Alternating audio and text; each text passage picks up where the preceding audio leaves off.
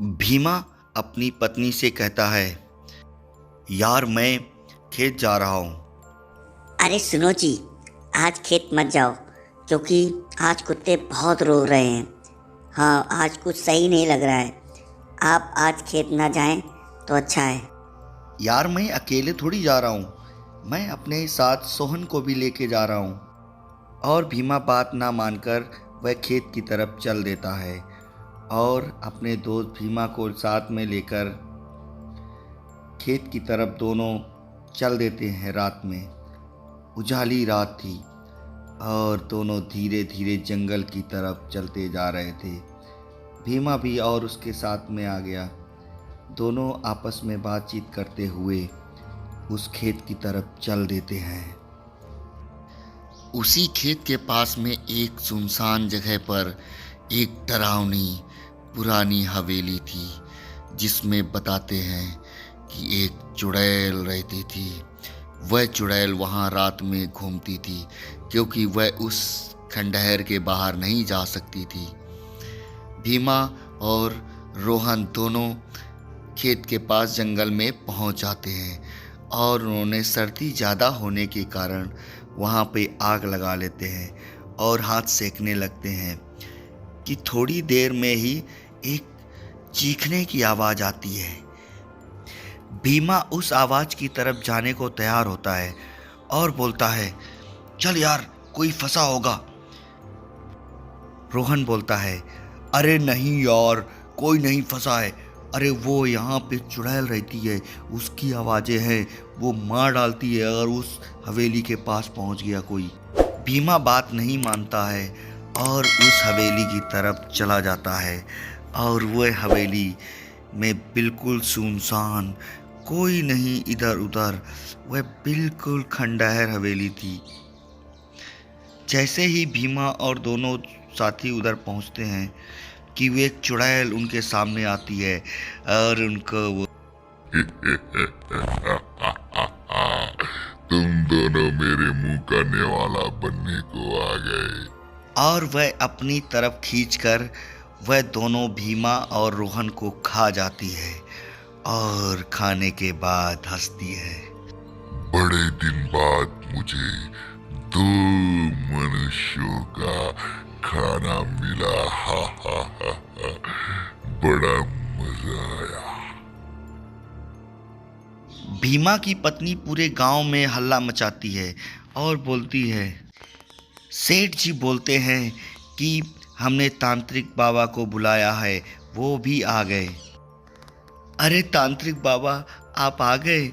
हाँ, चलो मुझे उस हवेली पे ले चलो।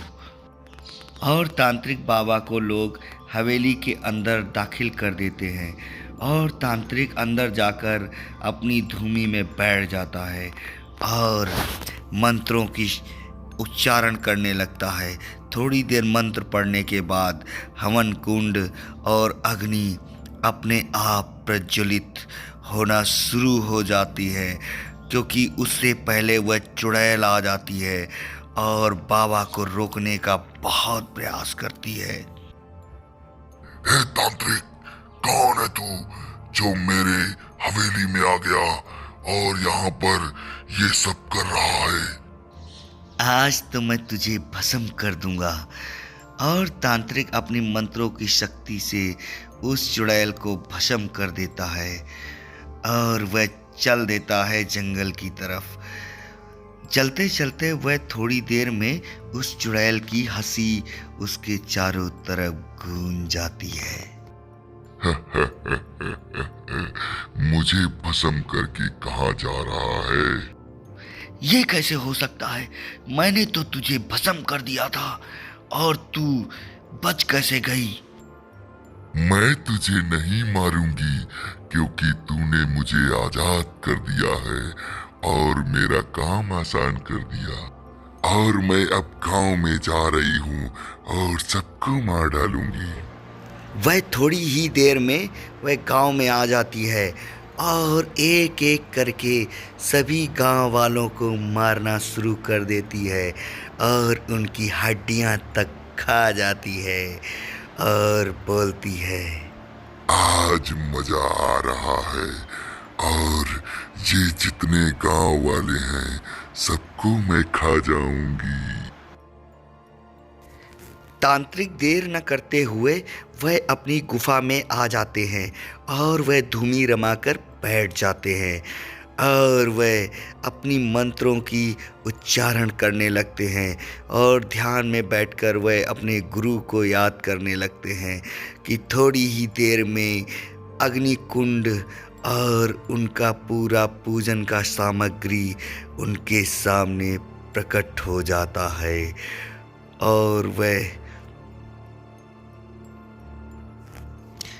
उस चुड़ैल का आवाहन करने लगते हैं और वह थोड़ी ही देर में वह चुड़ैल तांत्रिक के पास खींच कर आ जाती है और अपनी शक्तियों से तांत्रिक उसे अपने हवन कुंड के पास उसे खड़े होने का आदेश देते हैं। वह चुड़ैल जैसे ही उनके पास आती है तो बोलती है, हे तांत्रिक, मैंने तुम्हें छोड़ दिया था, अब तुम मुझे भी छोड़ दे। मुझे भस्म ना कर, मुझे भस्म ना कर। तांत्रिक देर न करते हुए उसे अग्नि कुंड में भस्म कर देते हैं।